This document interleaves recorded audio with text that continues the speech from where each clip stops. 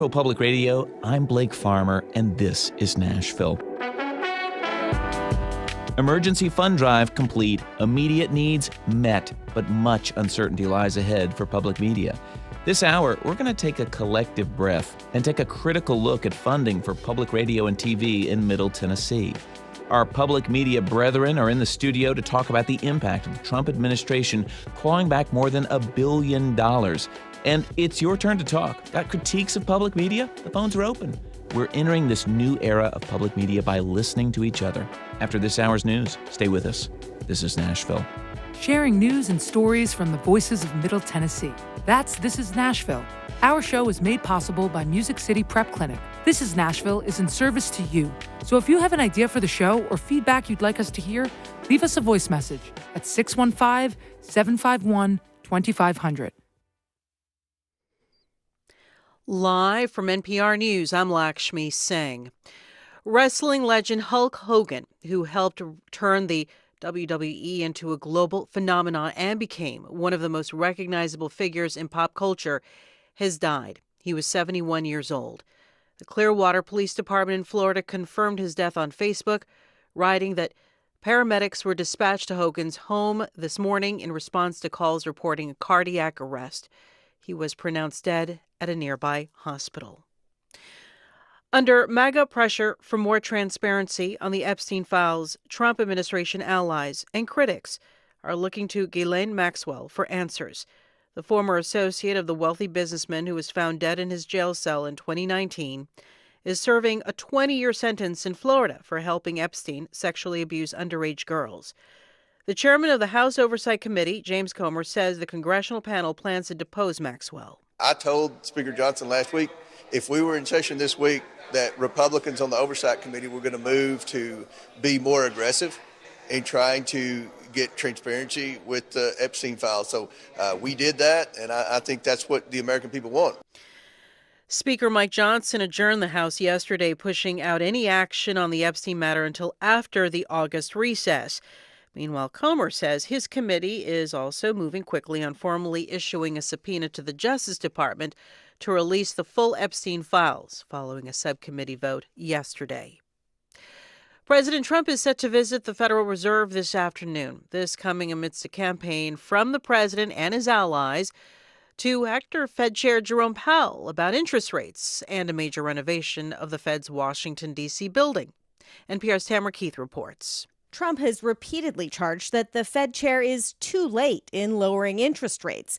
And then there's the renovation, which Trump allies suggest could be grounds for firing Powell. Here was Trump. No, we're not planning on doing anything. We're very concerned. He's doing a little renovation for $2.5 billion of the Fed. It is over budget. And it's a shame. But the biggest cost overrun is the cost overrun for interest rates, because we should be paying 3 points lower. The Fed chair, whose term ends next year, says he has no intention of quitting. This visit amps up Trump's pressure campaign, which threatens the Fed's independence. Tamara Keith, NPR News. Russian aviation authorities are reporting the crash of a passenger plane in a remote region of the country's Far East. All of the nearly 50 passengers on board are feared dead.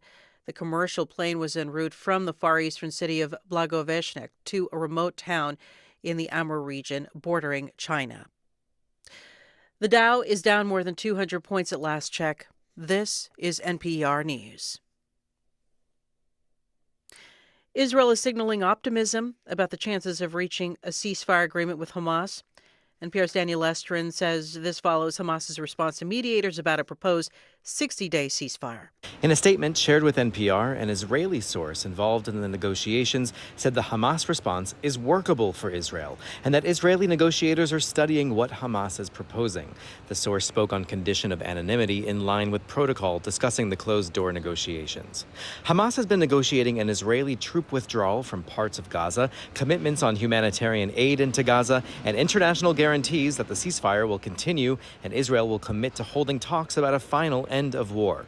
U.S. Mideast envoy Steve Witkoff is expected to meet Israel's top negotiator in Italy today, a sign of progress toward a Gaza ceasefire deal. Daniel Estrin, NPR News, Tel Aviv. A new poll of healthcare workers across the U.S. finds nearly 2 out of 5 people thinking of leaving their jobs. Here's NPR's Ritu Chatterjee. 70% of healthcare workers surveyed by the Harris poll said they'd experienced or witnessed threats and aggression from patients, and over half said they felt threatened by their patients or their families. The survey also found that nurses were twice as likely as doctors to be physically assaulted at work.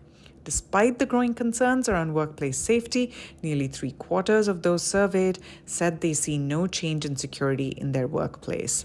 The new poll confirms previous research showing that workplace safety is one of the main reasons for healthcare workers leaving the workforce. Ritu Chatterjee, NPR News. This is NPR. Support for NPR comes from NPR stations. Other contributors include ARM, with the new podcast series Tech Unheard. ARM CEO Renee Haas talks to tech company leaders who are working to help shape the future of computing. Available on all podcast platforms. Funding for This Is Nashville comes from you, our listeners. And Scrum Alliance, working to support professionals in advancing their careers with agile training and certifications that help build high-demand skills for individuals or teams. Learn more at scrumalliance.org. I'm Blake Farmer, and this is Nashville.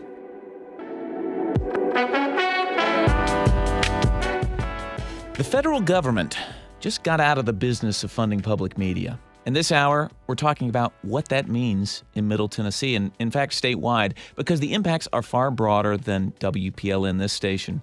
Now, fear not, the purpose today is to inform and clarify. We're not fundraising anymore. All I'll say on that front is thank you, because you came through in a big way and plugged this year's $400,000 budget hole that came from Congress, taking back more than $1 billion from the public media system that had already been appropriated. So this came at the demand of the Trump administration, but Congress controls the spending, so it had to approve the request. And while the vote was incredibly narrow, it gave the green light to pull support for the Corporation for Public Broadcasting, which is the entity that distributes federal funding to local stations like those represented here in the studio with me. So joining us now to talk about the CPB, as we call it, the details of the clawback and the effect it will have on local public radio and TV are Val Hoeppner, Executive Director of WMOT 89.5 FM. Welcome. Thank you for having me. We've also got Becky Magura, President and CEO of WNPT, also known as Nashville PBS. Welcome. Thank you. And, I got to call him my boss, really, Mack, Linebaugh, Vice President of Audience and Content for WPLN. Thanks, Blake. Yeah. So it's also Thursday. Your turn to talk. We're taking your calls. You're welcome to get in the queue if you like, though it will be just a bit before we start bringing folks in on the phones. The number is 615-760-2000. You can also see us if you want to watch this conversation at youtube.com/@WPLN. It's also being streamed, I believe, Becky, on the NPT YouTube page. That's right. Well, Shane Burkeen is here. He's making it happen. Well, thank you, Shane, for listen. We're everywhere today. Becky, let's start with you. Our listeners have heard enough about PLN in the last few days. Let's talk about NPT, CPB. A lot of letters, sorry. Our listeners hopefully have heard by now that the Corporation for Public Broadcasting funded about 5% of our budget, as in this station, Nashville Public Radio, also helps with some infrastructure, music licensing costs that we have to figure out how to deal with now. But what about TV stations like NPT, and how much of that money, how much of your budget comes from the CPB? Well, thanks for asking. It's 20% of our budget in this fiscal year. Yeah. And when you talk about the $1 billion that was clawed back, that was a 2-year appropriation. So certainly almost $500 million for this year that was divided between about 300 PBS stations across the country and radio stations like yours. But the percentage of that federal funding, 70% goes to local stations. So when we talk about the impact across the state, it's significant. It's over $7 million that's pulled out of our revenue base in the state that makes a difference to our day-to-day service and our ability to serve. Television's a lot more expensive, obviously, sometimes than radio to produce. But we're in this together, and we know that what we do is not replicable in the way of service. We are public servants. So I always think, if you appreciate public safety and public education and public health and public highways, then public media definitely is that place where it's free, universal access, and that really is what that government funding enabled us to do. Mm-hmm. Well, what changes now that that government funding is gone and probably not coming back? Right. You know, I will tell you that I'm going to continue advocating for government funding. Really? Because I've lived through 2 government accountability audits in my career. And both times and that was when I was at the local station in Cookeville at WCTE before I was fortunate to be here at Nashville PBS. Both times they saw the difference we were making in a rural community. I remember one time they showed up and we were covering the county fair. And they were like, wait, you're saying like what was perceived as a politically motivated and GAO kind of look at public right. TV. I think they were doing their job. Okay. They were seeing where the money was going and whether or not it would be, was it truly used? I see. Were we a pass-through or were we really serving the community? And you were out covering a county fair. Uh-huh. I see. And, it made a difference because they came back and said, this isn't replicable without government funding. I see. It's not a real business model outside of having. Correct. Well, you spent most of your career at WCTE in Cookeville, and this is a city that I don't believe has any other kind of network affiliates, at least on TV. It's one of the few truly local media outlets in Cookeville, at least on broadcast. Here's the CEO who sent this clip about uncertainty there on the Cumberland Plateau. This is Avery Hutchins with WCTE PBS in Cookeville, Tennessee. Because of the recent rescissions package passed by Congress, WCTE PBS stands to lose $1 million in already approved federal funds. That's 40% of our entire budget. This is not just a financial hit. This is a blow to the people we serve every day. We will lose the ability to produce local programs that tell the stories of our region. We will lose the trusted educational outreach that supports children in rural communities without access to pre-K. We will lose our reach to isolated seniors who rely on us for companionship, safety alerts, and the connection to the outside world. We will lose the capacity to serve the rural communities the 1969 Public Broadcasting Act was designed to protect. When Congress clawed back this funding, they didn't just take away money, they took away opportunity, identity, and vital public service from the people who need it most. This is what's at stake. Avery Hutchins, CEO of WCTE, where Becky Magura has spent much of her career. So we're kind of hearing what's at stake there for especially in a smaller community with public television. Let's move to a moment for radio, though not WPLN. WMOT is a little different. It actually doesn't receive the same grant money that stations like WPLN do from the Corporation for Public Broadcasting, also licensed, I believe, to Middle Tennessee State University. Val Hoeppner, does that mean that you don't really have a funding issue right now? Oh, no, that does not mean that. Explain. Absolutely not. WMOT has not received what they call community service grants since 2006. We went from 50,000 watts to 100,000 watts to serve more people, but lost our funding at that time. And so now, we haven't for years gotten that direct funding, but we do count on, as an NPR station, we benefit from the negotiated managed and paid music licensing that the CPB has done since the 1970s for stations. And we also benefit from the interconnection fees, which allows us to receive emergency alerting and things like that through that same program. Because WMOT is like the initiator of emergency alerts, like many public radio stations are. Exactly. And, they were voting in the Senate on the day that we had an alert from Smyrna law enforcement. And there's only a handful of, radio stations licensed to Murfreesboro and Rutherford County. We're the only ones that alerted to a shelter-in-place alert because there was an active shooter in Smyrna. Well, and this is just the kind of thing that we're talking about on air when we reference the uncertainty that lies ahead, because those things, I think you really don't know how much they cost, right? The music licensing, you don't know how much it's worth that the CPB's been doing this for you. Correct. We have estimates what it would cost to do it now as an individual station. That's about $200,000 a year for WMOT. I have no ability to judge what an interconnection system would look like for us. Right. You're saying for emergency alerts. Correct, yeah. And it doesn't quite sound like something that a private nonprofit would be doing. Yeah. Well, I guess I'll save my toughest questions for Mack Linebaugh, the boss. But, bring it. All right. So WPLN lost 5% of our budget overnight when Congress voted last week. Then, in 3 days, listeners raised all that money back. Is this crisis averted? Yeah, let's just end the show right there. Okay, you know what? It is. Let me just first say it's an incredible feeling. We had a newsroom meeting earlier today that almost felt like a therapy session because it has been, sort of seeing this kind of come down the pike has felt a little bit like a siege situation. And our criminal justice reporter yesterday, Paige Flager, was on the air and just kind of talking about the place of journalism in our society and how in the Superman story, Superman was a journalist, and that's the way that that America used to think of journalists, and how that's changed in these ways. And all of these people calling in with their support and donating has really just given us a lift in our step.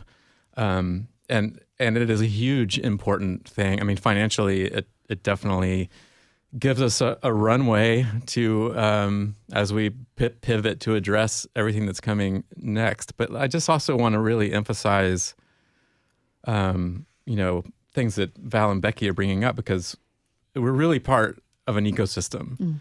And what I think is really hard for any of us to predict, because none of us have ever had to see it, was like what actually happens when different, you might have like these, especially stations bigger than us, like the WNYCs or Minnesota Public Radio, who are able to sort of really kind of continue to thrive. But what does it mean for the whole system if smaller stations that serve rural areas are no longer able to do so, or if we collectively as an ecosystem are become less able to serve the entire American public, which is kind of what our mandate is to do. So I think there's a lot of unknowns. Well, and I was thinking this morning that, there's obviously healthy nonprofit journalism out there. And I was thinking, well, this has almost been what has made public media different than just a nonprofit journalism outlet. There's like also the public safety components that the roles that are played, and sort of some obligation that you have by receiving, even if it's a small part of your budget. What does that look like to you going in the future if the CPB essentially ceases to exist? What is the public media network? What is the public media network? Well, I definitely feel like we have heard from our community that Nashville wants us to exist. And I understand that this is happening across the country. Yeah. I am with Becky. I think that there is a very strong case to be made for this funding to exist in the future. We have to sort of recognize that what has happened here is the clawing back of 2 years of appropriated funding. There have been other things that have been introduced, other legislation. Budgeting will continue to happen in Congress. And I think that advocacy is really important work, because I'm one who does make an argument for the case for the Corporation for Public Broadcasting. But I think there is a path forward, even if it doesn't exist, based on this community support, based on exploring greater philanthropy in our community. And I believe that we need to have some kind of unifying entity that sort of connects us all, right? Like the Corporation for Public Broadcasting has done. If you're just joining us, I'm Blake Farmer. This is Nashville, and we're actually kind of talking about ourselves in public media on today's show. Becky Magura from Nashville PBS, I'm interested. I saw this quote from Vivian Schiller just sort of in the response to the rescinded funding, former CEO of NPR, who was basically, and she said something like this before, that I believed that mixing journalism and federal funding is just a recipe for disaster. So in many ways, I think this is an opportunity for a reset, that the CPB, which is a very bureaucratic organization and still is today, doling out money, will go away, but let's reset. Let's come up with a new governance structure. Let's get support for those rural stations from the communities, from philanthropies, and find other ways to support them. Do you resonate with any of that? I think that is one thought. Truthfully. Yeah. And I'm not saying it's not a legitimate thought, but I think any of us who work closely with the Corporation for Public Broadcasting know it is not that kind of bureaucratic. They really are invested in local stations. There are 6 PBS stations in the state, and we are interconnected by a fiber link on the backbone of rural telephone cooperatives. And CPB made that happen. If we hadn't had CPB, we couldn't have done that. And so for over 20 years, we've been able to provide the state legislature gavel-to-gavel coverage. And I think that alone is, we are an organization, we are community institutions, all of us, that have been here serving literally for decades. And I think, truthfully, that yes, we have strength in the public. The public will come through and support us. But there are communities that do not have the capacity. So where I differ with that is I think the support, when people think of PBS and NPR, I always say to them, well, what about your local station? Blake, I remember when I was at WCTE and you came and did from WPLN stories on rural health when those community hospitals were shutting down. I remember when you did a story on shape note singing. I, being one of the folks who got Bluegrass Underground started with Todd Mayo and Todd Jarrell, remember how much WMOT meant to Americana music. Nashville PBS has been here for over 6 decades, committed to local productions. Tennessee Crossroads alone is the #1 PBS locally produced show in the country. Is that right? It is in the country. Well, and so what that does for tourism for our region is significant. Yeah. And so I think that, to your point, Mack, somebody has to help with this organization, with this facilitation.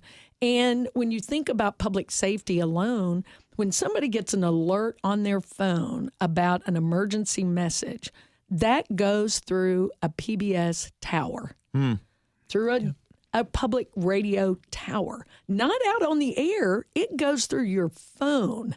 We are the emergency alert backup for the country. Yeah. So again, I think we've been, I believe we've been painted in a light that is not reflective of who we are in our communities. And that's what I would love to have an opportunity to speak with our elected officials and just share with them the difference we're making in education, in public safety, and then connecting to the community through local programming.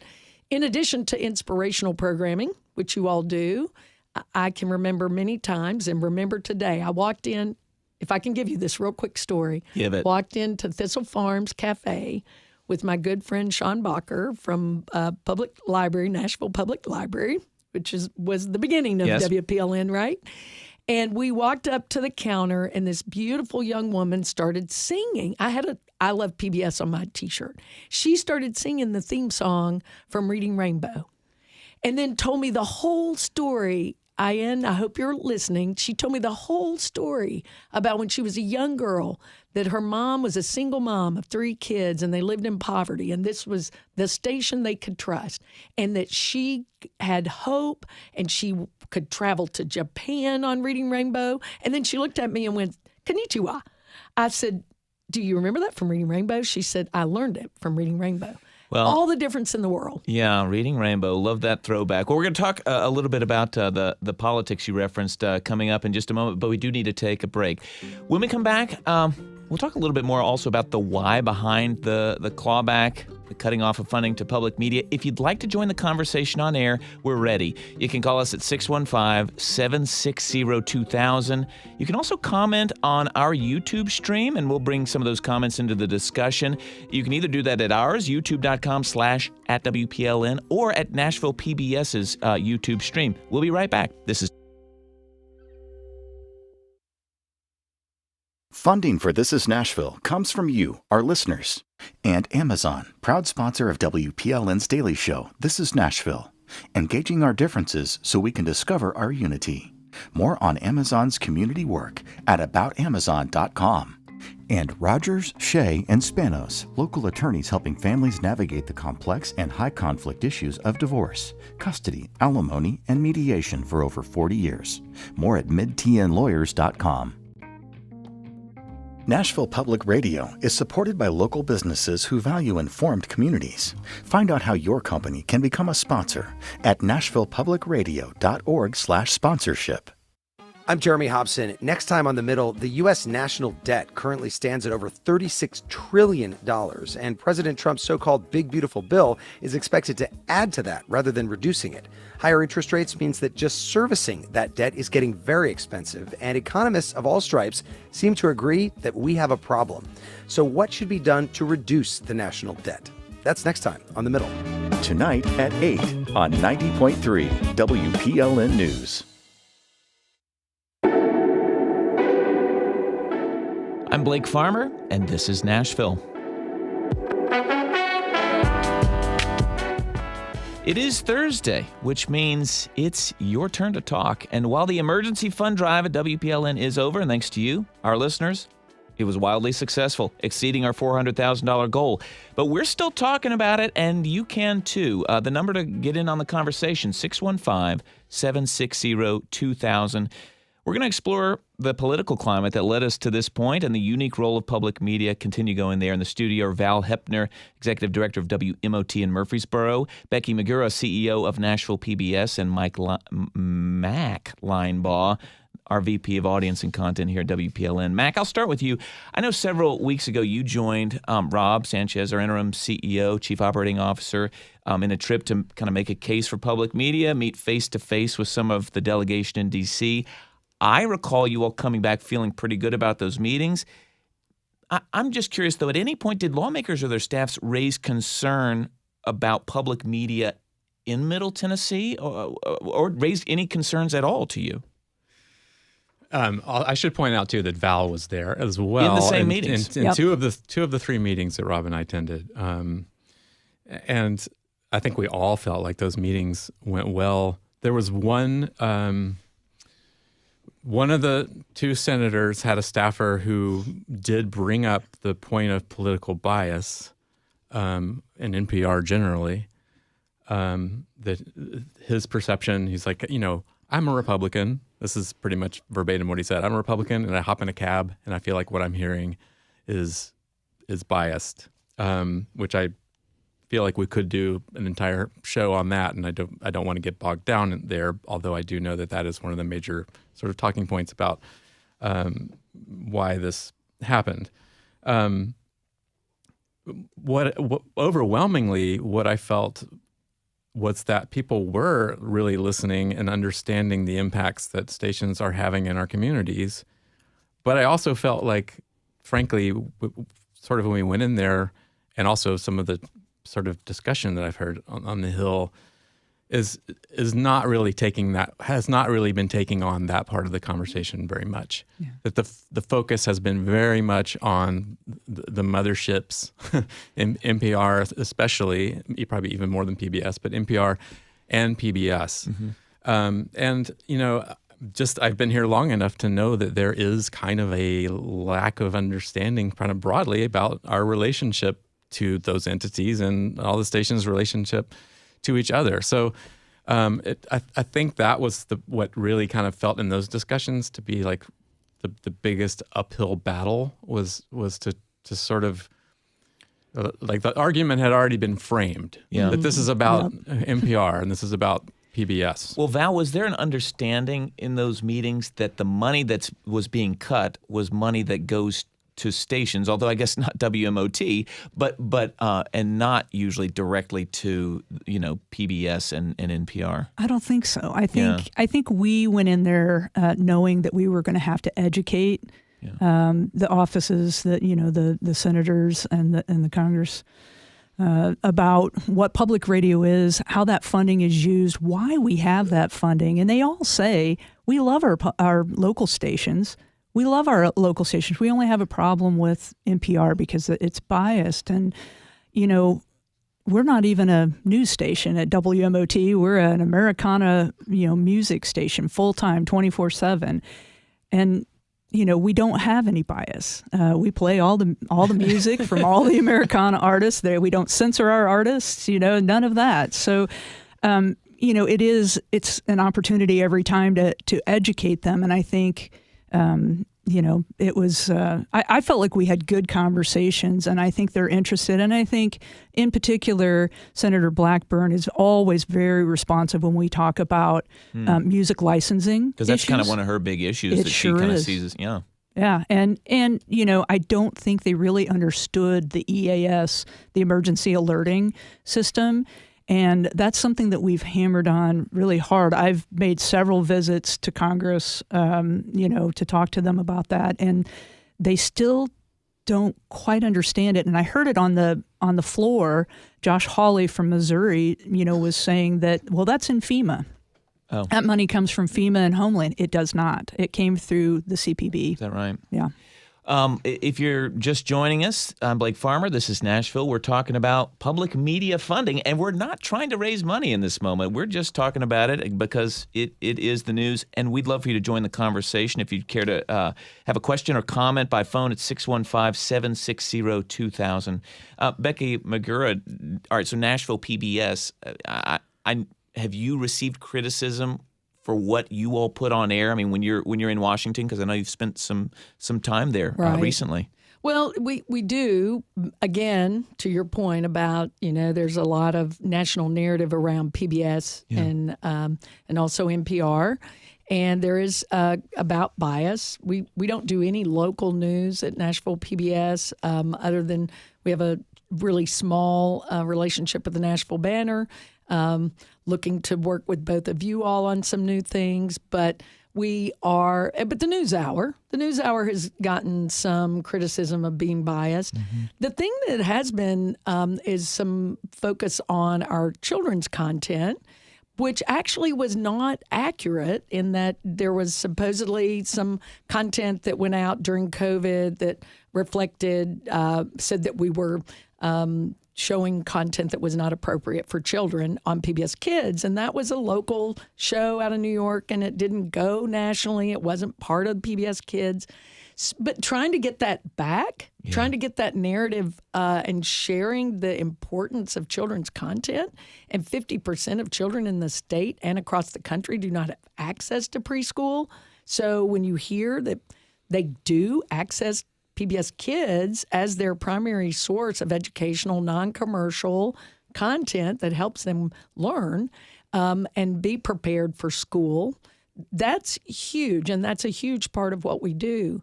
So congratulations on your fund drive. That is fantastic, and I know WMOT is doing the same. We're coming up on ours. We're doing an aggressive email campaign right now, and we're hearing a lot from a lot of our already members who are increasing their memberships, but also just the general public. But we've heard some negative who want to attach what we do to that national narrative. And if they'll give me an opportunity to explain, then we have that. And I've been recording some spots to try to explain that. But it's a challenge. Well, and I can see why it would be tough to explain, because you kind of have to say, well, here's how the system works. It's not like it all comes down from on high. Totally understood. Let me jump to this point that I am asking questions I do not know the answer to. So like Val, stations like yours that are tied to a state-funded university, are there concerns that these institutions might now feel pressure from, let's say, Tennessee lawmakers that they should get out of the public media business? Because obviously there are many others, not just you. I mean, of course, that's a concern. I will tell you that Sidney McPhee, the president of Middle Tennessee State University, is incredibly supportive of WMOT for many reasons. One, because it's such a great outreach to the community, but two, we're training the next generation of media professionals there. We, at all times, have a dozen paid, I want to say that again, paid interns that are doing everything from radio producing to programming our jazz channel to video and things like that. So we're a real resource to the university and vice versa. And, we get, the university pays for 5 full-time employees for WMOT, and that's pretty much the contribution. The rest of it is the community and business support. Yeah. Well, if you'd like to join us on air, the phone number is 615-760-2000. Let's take our first caller, Spencer in Brentwood. You're on. This is Nashville. Good afternoon. I just wanted to say that I'm a retired corporate executive, and I've lived all over the country. And one of the things I always found consistently favorable whenever I went to a new city, I was able to locate the local radio station, public radio station, and that always gave me a sense of being back at home. So, I think there's, even though each station is different, has different programming, you still get many of the same things and something familiar. Spencer and Brentwood, thank you for that. Thank you for that comment. If you're just joining us, I'm Blake Farmer. This is Nashville. We're talking about public media funding, rather. And, we got lots of, just like WMOT in Murfreesboro, lots of stations that are tethered to state-funded institutions. One of those is WETS. They're the public radio in the Tri-Cities that are partnered with East Tennessee State University. Let's listen from them. My name is Chad Barrett, and I'm the station director for WETS-FM in Johnson City, Tennessee. For WETS, rescission means the loss of around $100,000 in grant funding each year. That funding pays for a couple part-time positions at the station that help with news production, fundraising, and some program production. But the largest part of that funding pays for programming costs from places like NPR, PRX, or American Public Media. Obviously, the money is a concern, but even things like music rights are up in the air, as CPB is crucial in those negotiations. We're not just a news and information station. We play music and have several HD channels specifically dedicated to music. Any cuts to our funding mean we have to reevaluate just what we can continue to offer to the public. And thank you from Johnson City. That's WETS, Chad Barrett, who leads the station there. I think folks can understand why, like, maybe a more rural community would have difficulty fully supporting their own public media outlet. But this is kind of a question for all of us in the room. How do you respond to people who say, public media should be self-sustaining, should not be federally funded? Val? Well, I mean, public radio, the public media was founded to do what commercial media would not do and where it would not do it. WMOT was licensed to Middle Tennessee State University, and we cover 40 counties in Middle Tennessee. And, they also won't do the kind of, arts and culture programming that we do at WMOT. I mean, there is not another Americana music station around, yet that music is made here and it's played here on WMOT. The artists live here. They are a part of the fabric of this community. And when, federal funding goes away, when music licensing is up in the air, who is it that gets hurt? It's the people who write and perform the songs, the artists that live right here in Middle Tennessee. Yeah. I want to talk a little bit about the liberal bias that we got into earlier, and why not throw it back to Mack Linebaugh? But right. All right, sounds like the hardest question.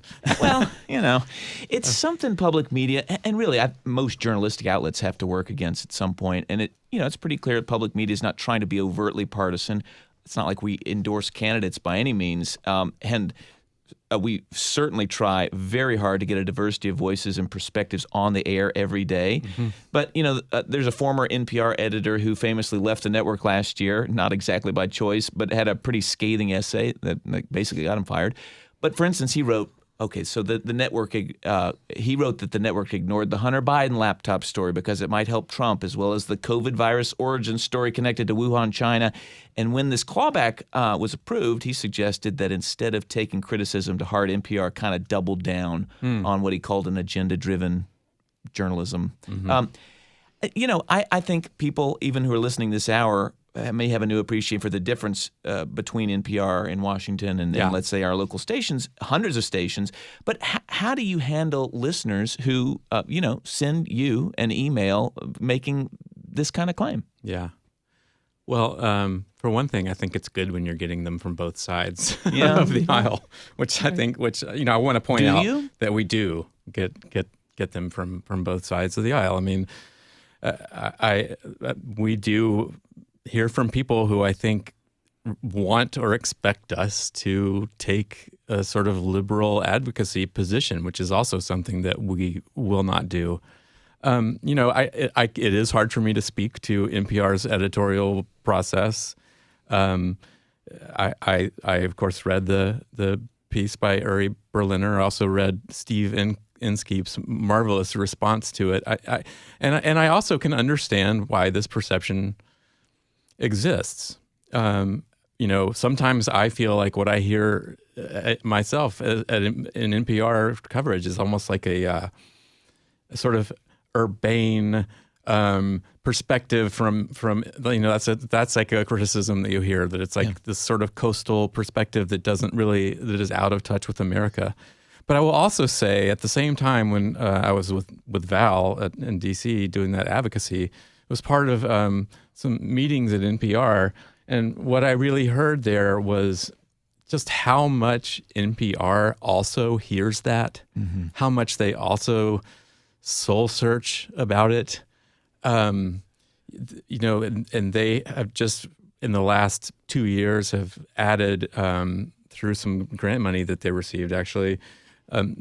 Several editorial positions to add this extra layer of scrutiny over their news. This is something that they think about every day, and and to me, when I look at the media landscape and I think about what you see in just commercial media, and I feel like what public media has been able to do is kind of go into this.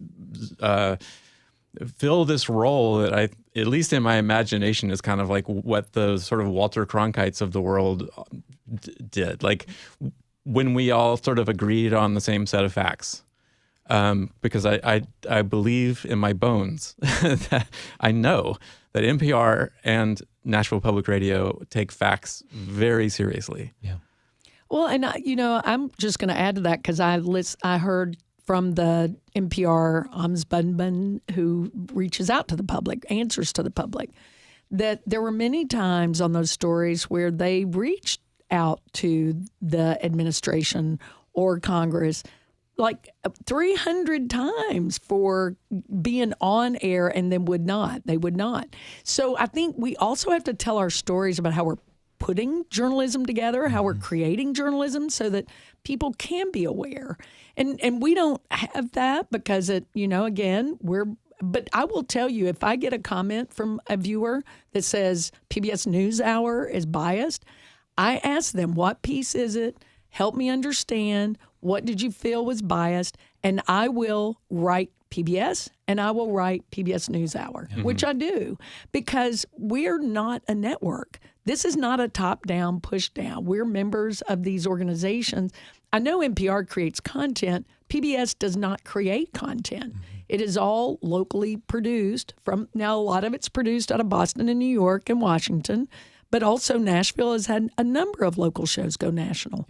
And so I think that we don't have to throw the baby out with the bathwater, really. We can address the concerns that Congress has. We can address the concerns our constituents have that we're serving without destroying the system that is precious to serving our Middle Tennessee area. Well, thank you. We need to take a break, but Becky, Magura, Val Hoeppner, Mack, Linebaugh, thank you for fielding our questions about the future of public media in Tennessee. When we come back, Ken Paulson of the Free Speech Center at MTSU is going to help put this moment in some historical context, broaden this discussion a bit to consider what kinds of public funding for information, ideas, and education is at stake. And we'll take more of your calls, 615-760-2000 to join us on air. You can make your comment on the video stream at youtube.com/@WPLN. And yes, enjoy this music while you're at it. Stay with us.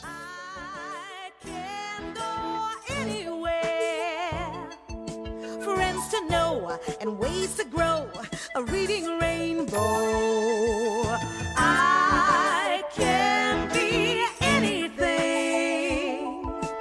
Take a look, it's in a book, a reading rainbow.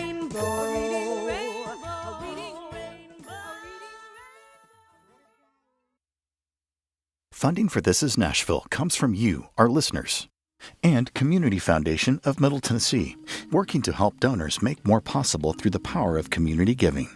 More at cfmt.org. And Burr and Foreman Law Firm, serving clients with transactional, litigation, and regulatory needs, discovering how each client defines a win and working with them every step of the way to achieve it. Burr.com. And the Howell Allen Clinic, specializing in minimally invasive robotic spine surgery and laser brain tumor surgery. For 40 years, the neurosurgeons of the Howell Allen Clinic have been leaders in brain and spine surgery. Sometimes the news raises as many questions as it answers. How did things get this way? Why do we do that here? Has this kind of thing happened before? And you know what? I'm not one to let those questions go unanswered. I'm Nina Cardona, and every weekday I share the latest local news and dig into history to uncover the backstory. It's all on the Nashville Villager podcast, and you can listen at WPLN.org or wherever you get your podcasts.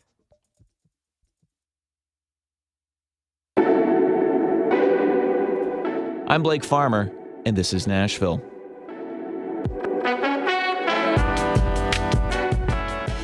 We're still talking about how Congress took back money from public media last week. Now, the emergency fund drive at WPLN is over after raising more than enough to plug the $400,000 budget hole that was left from this clawback.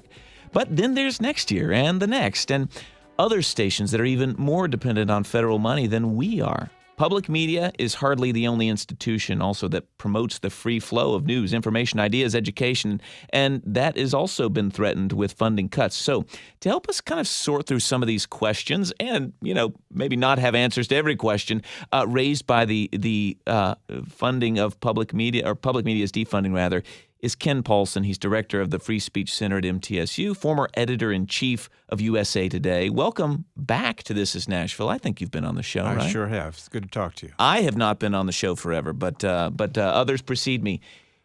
If you would like to join this conversation, by the way, with a comment or a question, the number is 615-760-2000. You can also leave a comment on the video streams, which are on the Nashville PBS YouTube page or the WPLN YouTube page. So there have been efforts to diminish public media over the last 35 years, Ken. Is this moment really all that unprecedented? The collective moment in American society is unprecedented. In fact, the closest parallel to this would be the Joseph McCarthy era and the Red Scare era, if you will, in which concern about socialists, really, and communists, led to attacks on artists and authors and universities and journalists. And we're seeing parallels we have never seen otherwise. What is unique about the moment we're in right now is there is an absolute war on ideas. There is an effort to use government machinery at the federal, state, local levels to limit access to ideas with which those who are proposing the cutbacks or the limits they disagree with. So that's why we're seeing unprecedented levels of book banning and unprecedented pressure on academics and what's taught in a classroom. It is actually stunning to me. I've done First Amendment advocacy work, educational work, since 1997 with my good friend John Siegenthaler, and at the time, I was asked, what's the greatest threat to the First Amendment? And I would say complacency. No one seems to know what the First Amendment says. And if a threat comes along, will we recognize it? Well, it turns out no, apparently not, because at this moment, we're seeing more pressure on ideas than ever before. And that includes public radio and television. Yeah. Well, it's hardly the first time public media's, had Congress question whether it should be in the business of funding at any level anymore. Nina Cardona, our morning host, who also hosts the Nash Villager podcast, has a great history of that going back several decades. I think it was in Tuesday's episode of the Nash Villager podcast. I highly recommend it. It's like in 5 or 6 minutes, you get caught up on several decades of history we're referencing here, but we'll leave a link in today's show at thisisnashville.org. So, how do you interpret the Trump administration's beef with the CPB? Well, I think by and large, we are seeing a period in American history where there's an intolerance of dissent or pushback or challenging those in authority, and that is a driving principle of the Trump administration. Admit nothing and counterattack. But what I think is missed in this whole discussion is the very birth of CPB. And, back in 1961, Newton Minow, the head of the FCC, said, spend the day watching television and you will discover it is worthless. It is a vast wasteland. And now our country every day is ingesting this stuff, and it's not good for us. What we need is to make sure there's a marketplace of ideas out there.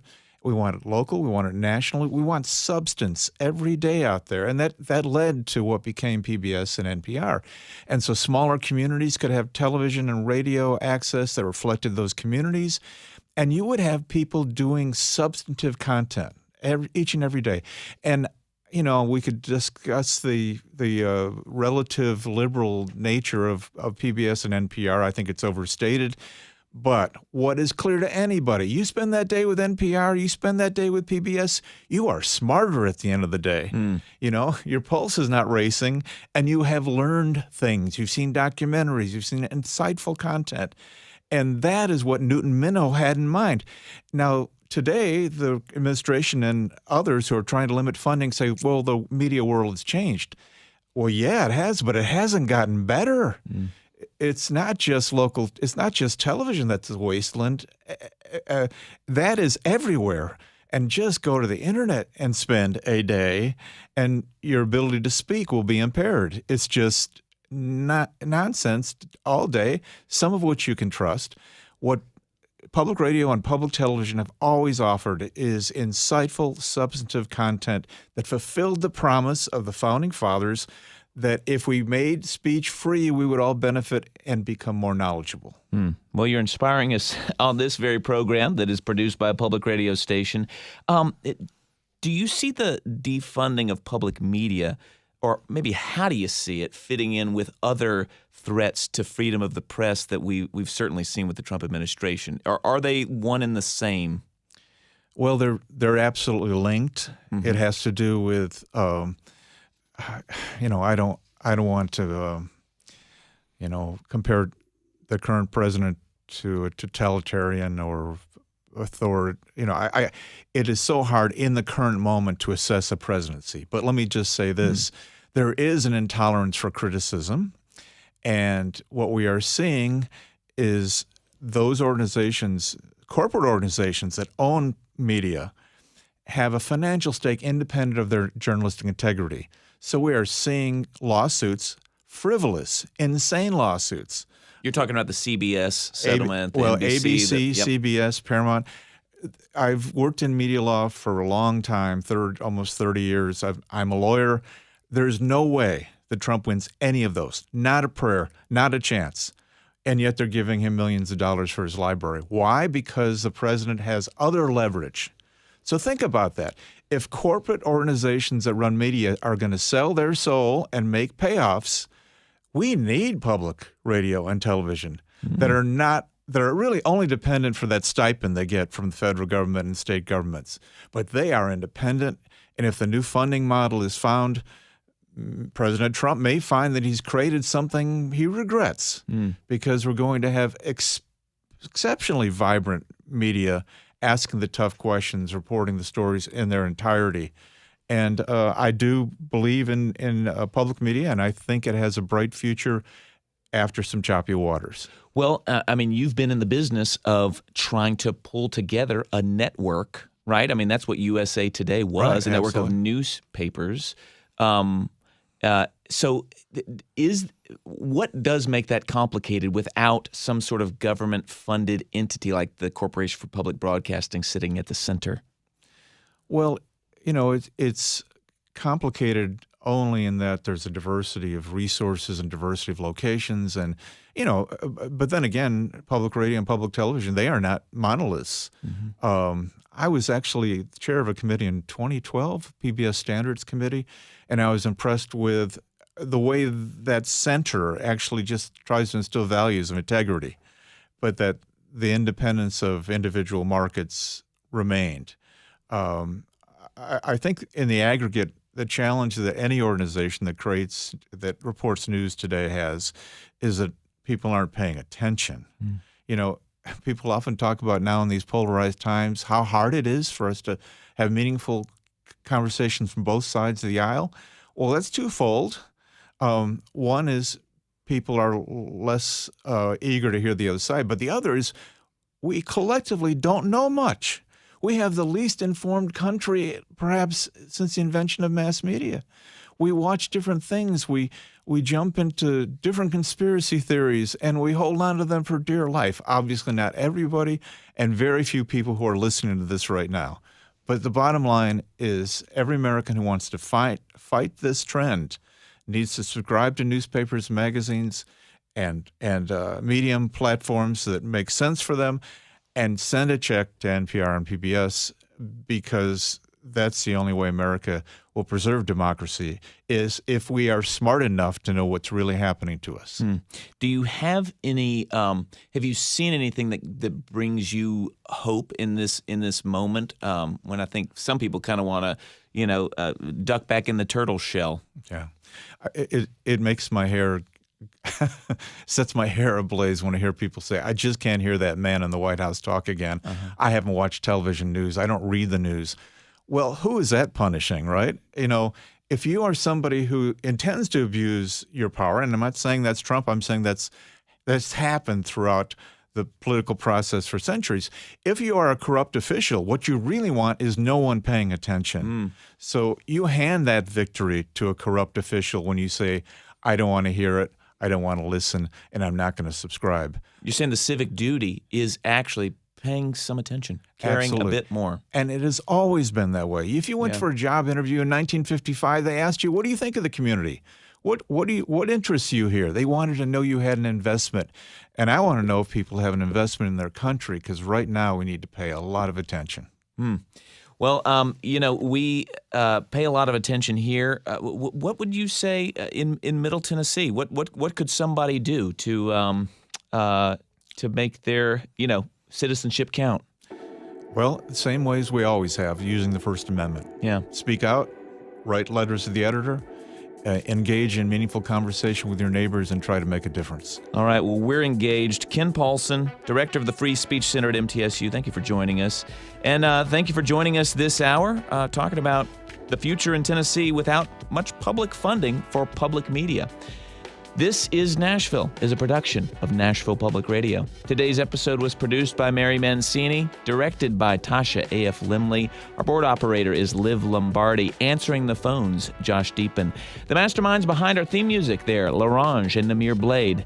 Listen back at thisisnashville.org or wherever you get good podcasts. You could ask your smart speaker to play the latest episode of This Is Nashville. Just try it. You can also watch at youtube.com/@WPLN. Conversation doesn't have to end right here. You can comment, tell us what you want to hear on the show by leaving us a message at 615-751-2500. You can also find us on Blue Sky and Instagram and X at This Is Nashville. This is Nashville. I'm Blake Farmer. Go in peace.